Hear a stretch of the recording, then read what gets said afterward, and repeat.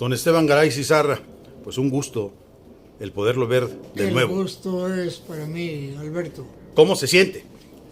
Muy recuperado, confío en que pronto seré dado de alta y realmente muy agradecido con Dios por esta nueva oportunidad. Ajá, así lo ve, como una nueva oportunidad que le concede. Sí, que le y concede. Muchas gracias de poderme reunir con los amigos. Muy bien, pues yo ya hice la primera pregunta. Sí, creo que es muy importante observar que desde Estados Unidos, por lo menos desde hace 80 años, siempre el enfoque al llamado combate a las drogas nunca ha sido considerado como el reducir la drogadicción de su propia población. Y eso es un dato importante, porque tuerce toda la acción de los órganos públicos y muy concretamente de la DEA acerca de la actuación. Drogadicción significa, por un lado, ofrecimiento de drogas y por otro lado significa demanda de drogas. Nunca se ha visto una política oficial en el gobierno federal de los Estados Unidos que se enfoque a reducir la drogadicción de su población, es decir, en combatir la enfermedad que significa la adicción a las drogas. En cambio, siempre su enfoque ha sido combatir el abasto de drogas. Pero no solo eso, sino el abasto de drogas fijado fundamentalmente en los grandes consorcios de abasto de drogas. Es decir, la obsesión de los órganos de la política antidrogas, no antidrogadicción de los Estados Unidos ha sido capturar capos y cobrarles. Entonces, o negociar. ¿Perdón? O negociar con ellos. O negociar para que denuncien a los otros. Ellos. Así es. Entonces, en resumen, si tú tienes una política con un enfoque torcido, nunca entras a la verdadera problemática social. ¿Cuál es la problemática social? Su juventud drogadicta. Entonces, el trabajo de un buen gobierno debe ser combatir la drogadicción, es reducir la afición de la juventud a las drogas, combatir el consumo, no combatir el abasto. Y en cambio se han fijado en los grandes capos cuando todo el mundo sabe que en una organización criminal tú quitas al capo mayor y automáticamente habrá 3 que aspiren al mismo cargo y se reponen en 15 días. Que eso se ve con lo que ocurre con Pablo Escobar en Colombia y ahora la réplica con muchos capos. Pero clarísimo. En México. Pero no para ahí la cosa. Hay algo más grave que tiene que ver, más grave para nosotros. Tristemente es grave lo que ocurre para la juventud de los Estados Unidos. Y ellos como órgano superior, como poder público, como el verdadero poder en Estados Unidos, no han tenido ningún inconveniente en la práctica en dejar que su juventud más apartada, más marginada, menos favorecida, menos con capacidad de ir a una formación profesional por cuenta de la sociedad, esa juventud que se pudra. No ha habido interés en evitar la corrupción de esa juventud, el deterioro de esa juventud. Al cabo que es más fácil perseguirla, meterla al bote, etc. Su afán ha sido captar capos. Sí. Y una vez que agarras al capo, a ver, que suelte el dinero. Recuperemos dinero. La obsesión del gobierno norteamericano por el dinero. Okay. Y en consecuencia, pues nunca van a resolver el problema. Pero hay otro tema sumamente serio que tiene que ver con nosotros. Y es que desde un punto de vista de cierto nivel del poder político en Estados Unidos, del poder político federal, ese es el mejor pretexto para la intromisión en asuntos políticos de alto nivel de otros países. Y cuando digo otros países, por favor, todo el mundo sabe que hablo en primera instancia del vecino del sur, o sea, nosotros. Pero no solo nosotros. Colombia, Venezuela, Bolivia, etc. Perú, no se diga. Perú. Guatemala. Exactamente. Entonces, no tiene remedio esto en tanto no cambie el enfoque central. Bueno, aquí como dice el dicho, tanto peca el que mata a la vaca como el que... El que le tiene la pata, Ajá. claro. Pero aquí hay otro O asunto. sea, tener la pata es ser cómplice, ni más ni menos. Y eso significa también intromisión en los altos niveles de los gobiernos supuestamente proveedores, no el gobierno, de los países o de las regiones o de los entornos proveedores de la droga, como si reducir el abasto de la droga significara combatir la drogadicción. Oiga. Nunca se ha combatido la drogadicción haciendo escasear la droga. Lo único que haces es hacerla subir de precio y que la gente se mate por la droga. Bueno, en el contexto de lo que ahora estamos viviendo en la República Mexicana, se destaca el hecho de que está en Estados Unidos detenido el superpolicía en la administración de Felipe Calderón Hinojosa. Sí. Genaro García Luna. García Luna. Sí. Y lo primero que sale a relucir es que quizá los panistas no eran ni tan ordenados ni tan generosos como querían implantar ese eslogan en México, ¿no? De ninguna manera. O quizá la cúpula. No. A ver. De ninguna manera me voy a permitir etiquetar un partido. Pero que ese partido que mencionas ha tenido elementos enormes de corrupción, no cabe la menor duda. Ahí está a la vista de todo el mundo. Oiga, ¿a poco el partido estaba totalmente ajeno a eso? ¿A poco es cierto lo que dice el presidente de la República, el expresidente Felipe Calderón, que él nunca se dio cuenta? ¿Es creíble eso? Yo, por lo menos en lo personal, no puedo creer eso. Sería verdaderamente una ingenuidad pensar que un titular del Ejecutivo Federal, que tiene canales y cauces de información de lo que ocurre en la nación, por muy distintos conductos, niveles de apreciación, diga que no estaba enterado.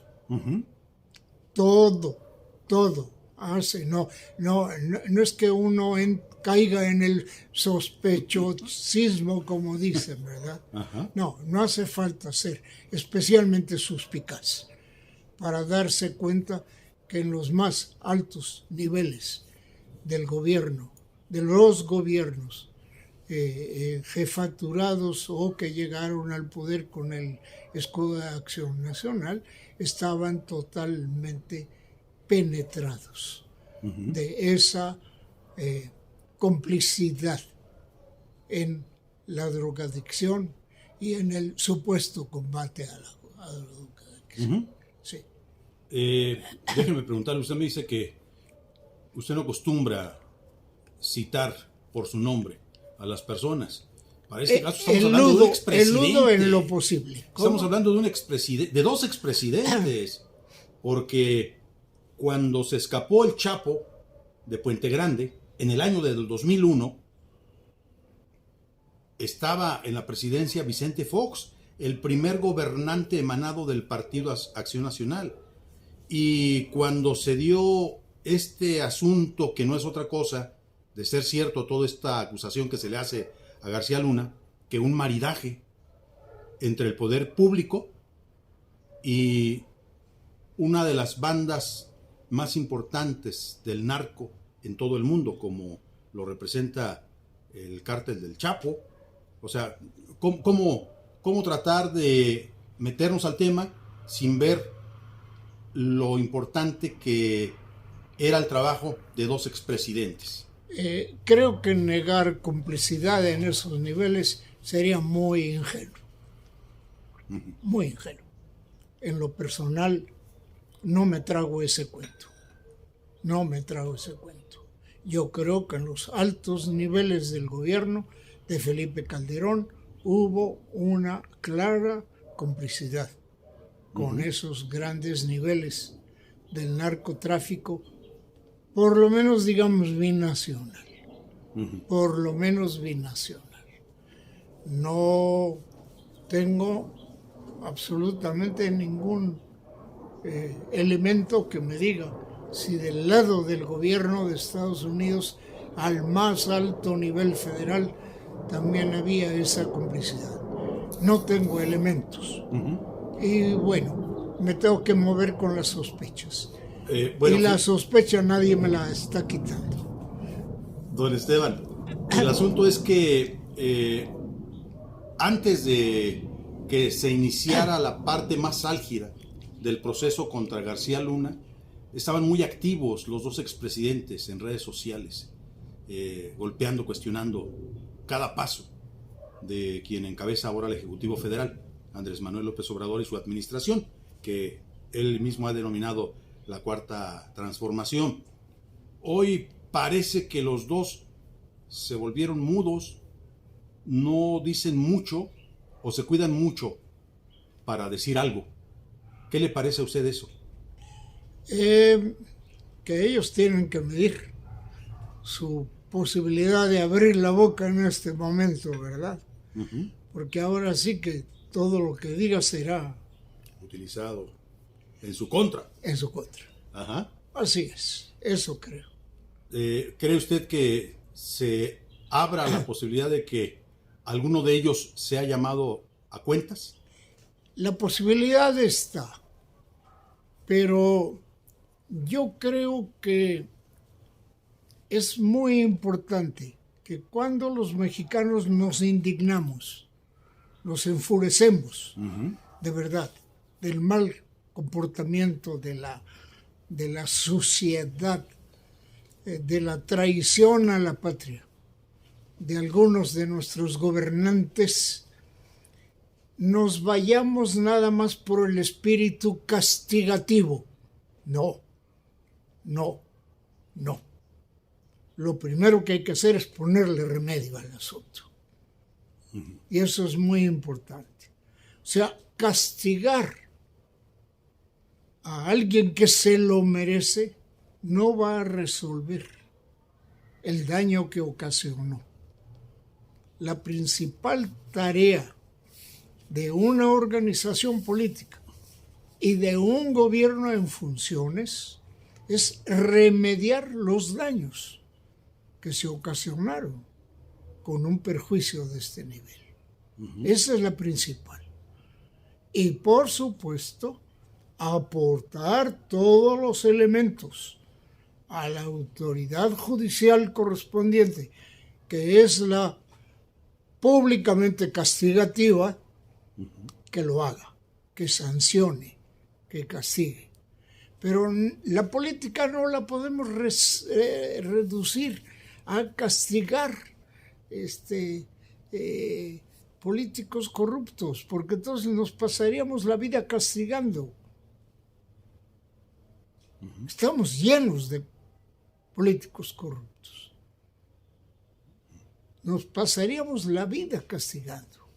El esfuerzo tiene que ser visto de ahora en adelante para corregir los desastres que ellos han organizado y empezar un gobierno positivo para las grandes mayorías.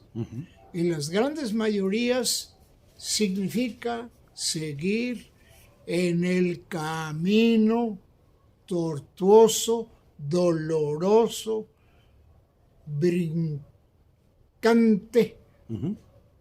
de la transformación que tiene que venir desde aquel régimen colonial de castas y de esclavitud. Que no nos olvidemos de eso. En 1810 había esclavitud en nuestra nación. Había conventos de monjas que tenían esclavas. Que no se nos olvide. Y cuando llega Miguel Hidalgo a Guadalajara y decide la abolición de la esclavitud, había esclavitud en toda la Nueva Galicia. Incluyendo lo que hoy es esta parte donde estamos transmitiendo. Absolutamente sí. En la orilla de Zapopan. Absolutamente sí. Absoluta. Y lograr transformar una sociedad colonial tan terriblemente desigual, con castas registradas de por vida, nada menos que en el registro parroquial. O sea, el registro de las parroquias, de la iglesia, que dice que todos somos igualmente hijos de Dios, hijos e hijas de Dios. Igualmente, era la que registraba oficialmente de por vida, desde tu bautizo hasta tu muerte. Y ahí ya si estaba. Tú eras cambujo, saltapatrás, tente en el aire, mulata, negro o criollo, O ahí español. quedaba la desigualdad. La discriminación. Sí, ¿cómo podías armar una república así? Y de aquel 1810 a la fecha nos lleva un largo, doloroso, obstaculizado camino para lograr la verdadera igualdad, la libertad, la fraternidad, que son los valores republicanos. Pero Alberto, por favor, no olvides, esos valores son valores cristianos. Libertad, igualdad, fraternidad. Que a su vez ahí está reflejado los principios de la Revolución Francesa. Exactamente. La palabra citoyenne, ciudadana, ahora que las mujeres andan peleando con toda razón su igualdad de derecho, la primera vez que se oye la palabra ciudadana es en la toma de la Bastilla de París. Fue la Revolución Francesa con principios cristianos, por el amor de Dios. Don Esteban, tenemos la que más peleó por la igualdad de las mujeres. Y aquí estamos rezagados. O sea, todavía nos falta largo camino para la república, en el sentido propio. Te lo dice un